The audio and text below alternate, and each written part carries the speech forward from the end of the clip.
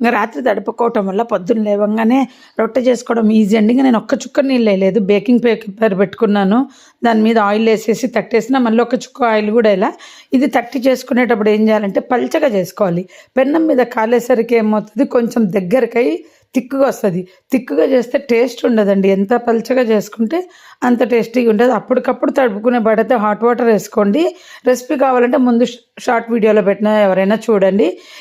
ట్రావెలింగ్కి బాగుంటుంది. ముసలి వాళ్ళు ఉంటారు కదా, వాళ్ళకి కూడా మధ్యలో తినటానికి ఈవినింగ్ అట్లా చేసి ఇవ్వటానికి బాగుంటుంది. పొద్దున్న చేస్తాం కదా, అది అలాగే కొంచెం పిండి మిగిలిచ్చి వాళ్ళకి పెడితే కూడా ఏమీ ప్రాబ్లం అవ్వదు.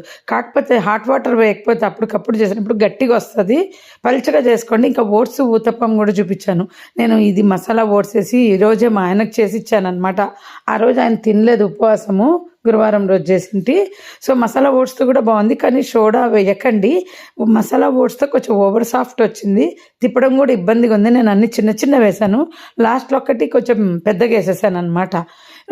ఆ రెసిపీ అయితే ఆల్రెడీ షార్ట్లో ఉంది చూడండి.